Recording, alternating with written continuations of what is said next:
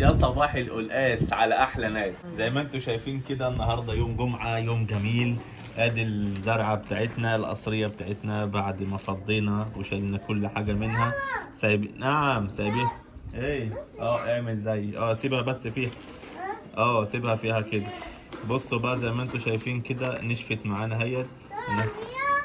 لا، سيبها في قلب البتاع. طبعا بقى لها اسبوعين كده اهوت، زي ما انتم شايفين دي برضو هيت بقى لها اسبوعين مظبطينها احنا على الزرع على طول.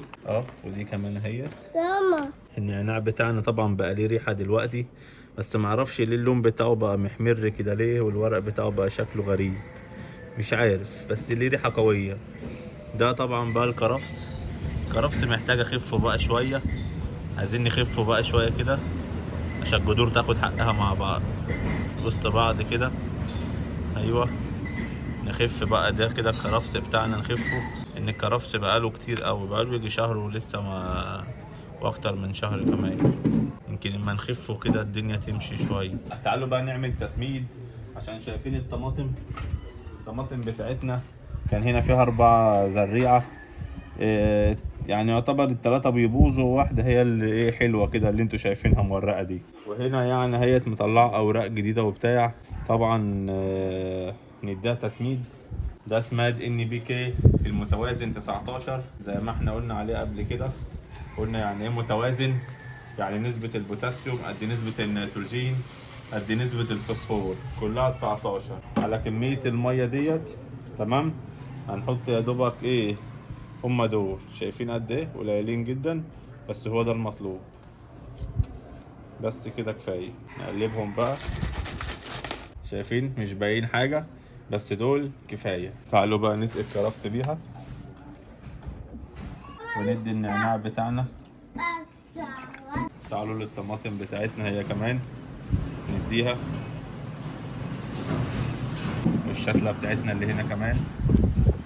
نشوف كده يمكن الميتين دول يصحوا ولا حاجه. ادينا بنجرب. يعني نشوف الزعتر هو كمان نديله برضو. هو ده زعتر بس كده. وبكده بقى يكون سميتنا كل الحاجات معانا هي الطماطم والكرفس والزعتر والنعناع. نخلي شتلة الطماطم دي هنا كده ونقفلها كويس عشان الهواء ما يزقهاش. وبالمناسبة بقى الافوكادو لسه ما فيش اي جديد، يعني شايفين هو في شق في النص اهوت، بس مش عارف ليه ما فيش اي حاجة حصلت من ساعة ما زرعته، ولا طلع شجرة ولا طلع اي حاجة. مش عارف. الناس اللي عندهم خبرة في الزراعة اكتر مني يا ريت تفيدوني. يعني انتوا بتعملوا الفيديوهات 10 ايام ولا البتاع طلعت، 30 يوم وتلاقيها طلعت. ده بقى له اكتر من 20 يوم ومفيش حاجة حصلت اصلا. فاكرين بقى الافوكادو اللي احنا كنا عاملينه ده؟ الافوكادو دوت كنت عامله بقاله فترة كبيرة قوي. هنفتحه نشوفه ايه اللي حصل. لسه هيبدأ يعمل حاجة، ممكن يطلع جذور ولا ايه مش عارف. احنا جربنا الزراعة هنا ولسه لحد النهاردة ما نفعش. ايه رأيكم بقى نروح المزرعة ونزرع دول بنفسنا هناك ونتابع النتيجة مع بعض؟ يلا بينا. يلا بقى جايين اهوت، جبت لكم اكتر من بذرة افوكادو هنزرعهم هنا، وجايب الجيركن معايا لان احنا الباب مقفول مش هنعرف نجيب حاجة نسقي بيها. فلو وصلت لحد هنا ما تنساش تعمل لايك للفيديو وتعمل اشتراك في القناة وفعل زر الجرس، ويلا بينا نشوف هنعمل ايه. تعالوا بقى اوريكم البصل اللي زرعناه. المرة اللي فاتت ما كان الجو ليل علينا وما شفناش ايه اللي حصل. النتيجة عاملة ازاي؟ احنا النهاردة الجمعة، ده زارعين البصل يوم السبت.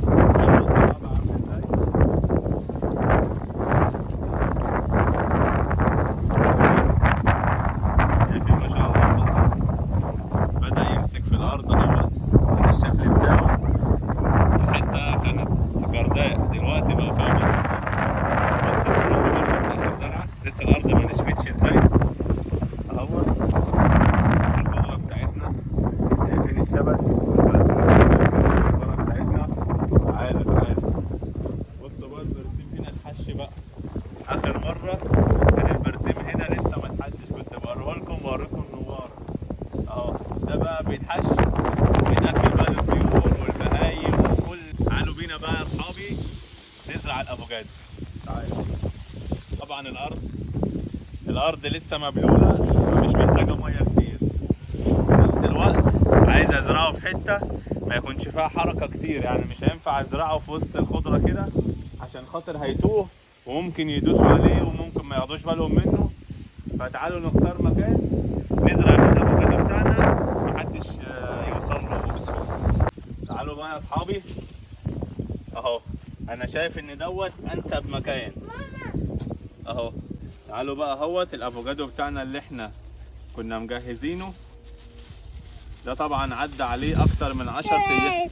حاضر حاضر، ده عدى عليه اكتر من 10 ايام وهو زي ما انتم شايفين. يعني بنشوف في الفيديوهات حاجة على اليوتيوب والحقيقة حاجة تانية، يعني ولا طلع له جذور ولا اي حاجة اهو. تعالوا بقى احنا نزرعه. تعالوا بقى نجهز المكان. طبعا انا هعمل بايدي بقى لان مفيش اي امكانية خالص دلوقتي اهو. تعالى نعمل واحدة هنا اهوت اهو.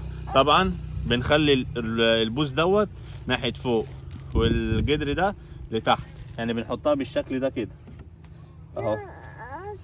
حاضر حاضر اهو. ونغطيها كده بالتراب كده. طب عدي اهو، هنغطيها بالتراب كده زي ما انتم شايفين. هنسيب جزء منها فوق طبعا باين كده، هنسيب جزء منها باين كده ونعمل في الباقي نفس الكلام. نعم. تعالوا بقى نحضر لواحدة تانية عشان انس اللي هيزرعها. يلا حط يلا هنا، لا لفها، ايوه شاطر. حط التراب اهوت اهو كده اهو. حاضر هنحط تاني دلوقتي، ثانية واحدة. نعمل واحدة واحدة ماشي، هنعملها واحدة واحدة ماشي يا قلبي اهو. تعالى اهو، فاضل معانا 2 بقى يعني نعملهم قدام شوية.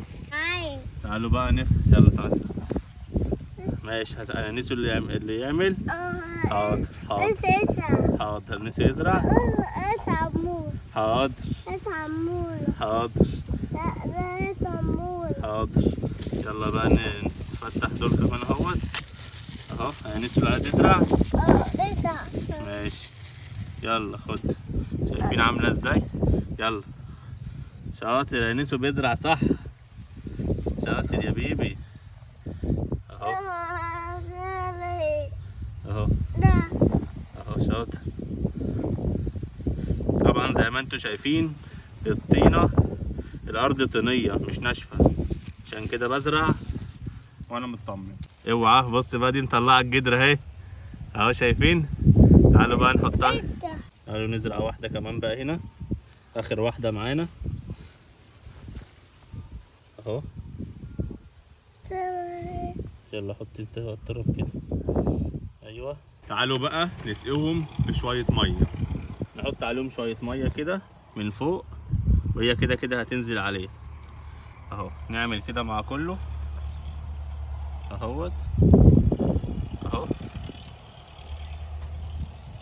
اهو. نسقي النخله دي كمان اهو اهو. نخلي الارضيه كلها حلوه كده اهو. بس نغطي دي شويه كمان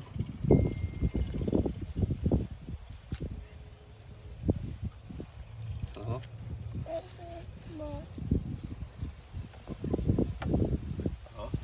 وبكده بقى يا اصدقائي احنا زرعنا الافوكادو زي ما انتم شايفين كده، ال4 بذور جنب بعض كده، وان شاء الله يا رب يكبروا كده ويعملوا شجر. فانتوا كده بقى ايه، لازم تتابعوا معانا. لو عجبكم الفيديو لازم تعملوا لايك وتعملوا اشتراك في القناة. ولو لسه اول مرة تشوفونا واول مرة تشوفوا المزرعة بتاعتنا، تعالوا بقى بصوا شوفوا الشجر دوت. ده شجر زيتون اهو، شجر الزيتون. وفي شجر رمان، في شجرة رمان اهيت، دي شجرة رمان. وفي شجر الجوافة. تعالوا بقى افرجكم بقى على المزرعة.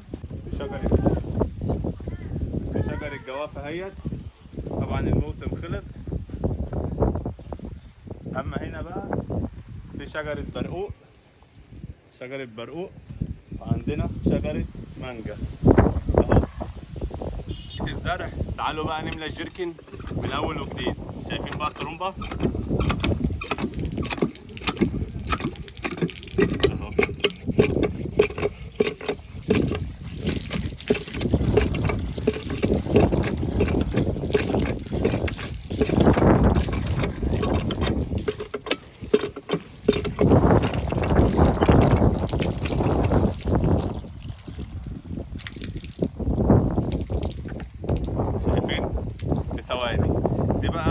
اسمها ترومبا. دي بقى بتجيب ميه جوفيه من النهر اللي تحت الارض. طبعا بنستخدمها هنا لان معظم الاراضي مفيش فيها عدادات ميه ولا الكلام دوت، فبنستخدم الترومبا. منها بنشرب، وممكن البهايم تشرب في الحوض، وبنسقي الارض زي ما شفتوا معانا في الفيديو اللي فات. نعم، شايفين بقى الترع عامله ازاي؟ شايفين النظافه، شايفين الجمال. طبعا الترعه دي ما كانتش كده قبل كده، كانت بالطين. دلوقتي بقى اتعملت يا قلبي، بصوا اتعملت بقى كده بالنظام اللي هو الاسمنت والكلام ده. بقت جميله ازاي ما شاء الله. وكده بقى نكون وصلنا لنهايه الفيديو. يا ريت بقى تدعمونا باللايك بتاعكم واشتراك في القناه، وانتظروني في فيديو جديد. المره الجايه بقى هوديكم مزرعه خالي، هتعجبكم جدا لان فيها مستوى اشجار عالي ومستوى اشجار كتير وخضره، هتعجبكم جدا. يلا اشوفكم على خير، باي باي.